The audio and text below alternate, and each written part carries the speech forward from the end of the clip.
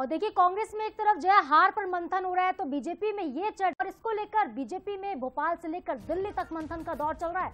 दिल्ली में मंगलवार देर रात तक प्रधानमंत्री के आवास पर अहम बैठक हुई है, जिसमें मध्य प्रदेश के साथ ही छत्तीसगढ़ और राजस्थान में सीएम फेस को लेकर विचार विमर्श किया गया। करीब 4 घंटे से ज्यादा चली इस बैठक में प्रधानमंत्री नरेंद्र मोदी, केंद्रीय गृह मंत्री अमित शाह और बीजेपी के राष्ट्रीय अध्यक्ष जेपी नड्डा भी शामिल हुए।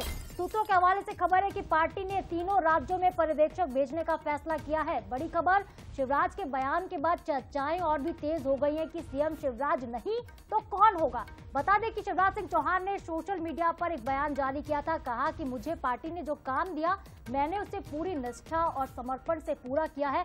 मैं मुख्यमंत्री पद की रेस में ना तो पहले था और ना ही अब हूँ। तो उधर मुख्यमंत्री पद की रेस में शामिल हुई कई बड़े नेता अब दिल्ली में मौजूद हैं, आपको बता दें।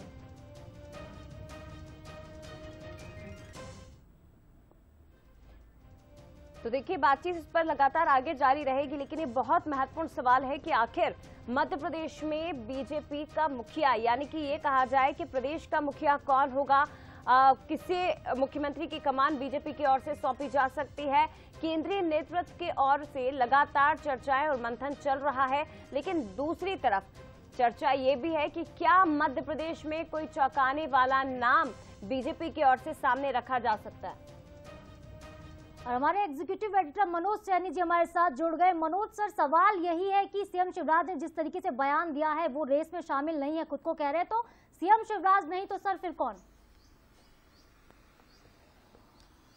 देखिए, अभी किसी भी बात से इनकार नहीं किया जा सकता है और जाहिर है कि जब चुनाव जीत कर आते हैं तो कोई भी बड़ा नेता यही कहेगा, क्योंकि ये निर्णय आलाकमान के हाथ में होता है, केंद्रीय नेतृत्व के हाथ में होता है। लेकिन ये मानकर चलिएगा कि भारतीय जनता पार्टी जो नया चेहरा देने जा रही है वो चेहरा 2028 के लिए होगा, वो चेहरा लोकसभा के लिए होगा और इसीलिए इस पर मंथन चल रहा। अभी बड़ी खबर ये भी है, मैं आपको बता रहा हूं कि करीब 2-3 दिन और इंतजार करना पड़ सकता है और जब ज्यादा विचार होता है तो चीजों के बहुत सारे मायने निकाले जा सकते हैं। कई नाम चर्चा में है। कल हमने देखा कि प्रदेश अध्यक्ष V D Sharma JP Nadda से मुलाकात की, अमित शाह से मुलाकात की। हालांकि मुलाकात के पीछे वजह ये भी है कि संसद सत्र भी शुरू होना है और संसद सत्र के दौरान भी जाना होता है, वो सांसद भी है।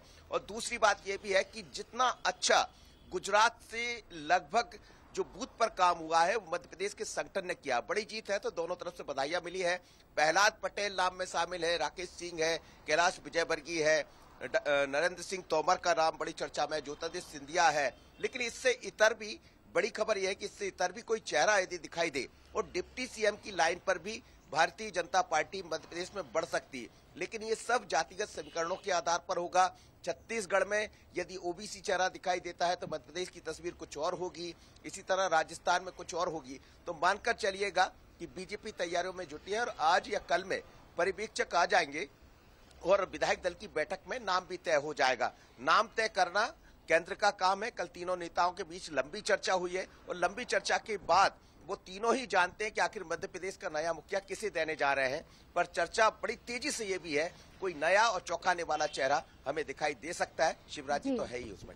जी बिल्कुल मनोज जी, इंतजार इसी बात का है कि वो चेहरा आखिर कौन होगा। देश की जनता जानना चाहती, मध्य प्रदेश की जनता जानना चाहती कि अगला मुख्यमंत्री उनका कौन होगा। फिलहाल के लिए आपका बहुत बहुत शुक्रिया।